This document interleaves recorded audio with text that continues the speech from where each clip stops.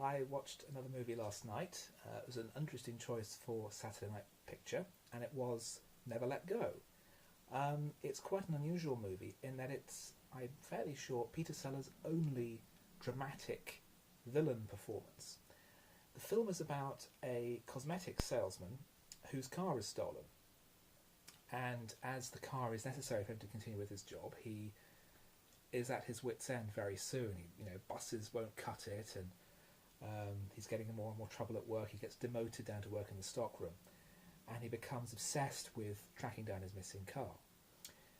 The viewer knows that the car's actually been stolen as part of a car theft ring, where cars are stolen, they're matched with logbooks from scrapped cars, and then the whole thing is sold on. And it's masterminded by a man called Lionel Meadows, played by Peter Sellers, who runs a garage and is possibly the most evil man in the world, in that he's very small time, but he treats everyone in the most horrifically horrible way.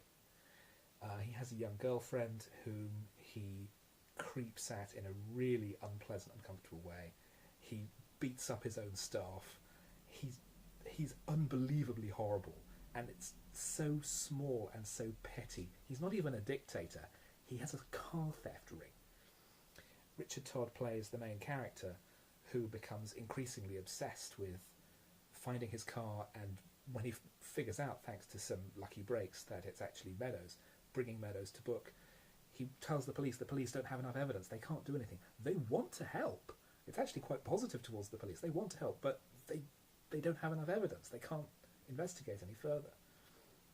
And it becomes very much about these two egos, that the main character, whose name I've completely forgotten, Jim Carrington, it's Jim something and then it begins with C, defines himself, his masculinity, by having his car, by being able to provide for his family, and his increasing mental degradation is noted by his wife, who desperately wants him just to get back to normal, to let go, as the title says, whilst Meadows is finding his own operation coming under increasing attack from him, and he too is fracturing because he isn't used to people telling him no.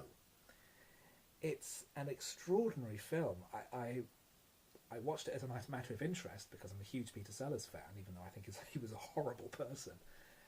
And it's an incredible film. For 1960, it's a fantastically sophisticated portrait of the male ego under pressure.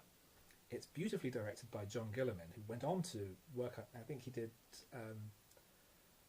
the remake of King Kong in the mid-70s, so it's a very odd jump in career that he had.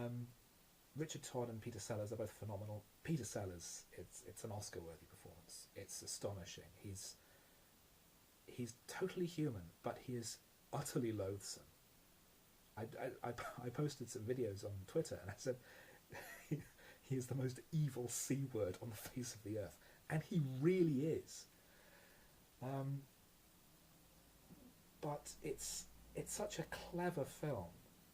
It's so pointedly psychological. It draws such a clever line between the hero and the villain being almost mirror images of each other, and also harking back to film noir, and there are even some Western tropes brought in towards the end, where the main character goes for his final confrontation with Meadows, and there's a final fight.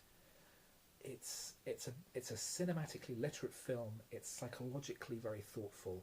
It's beautifully directed. It's beautifully acted. It's a real treat. I cannot recommend it highly enough.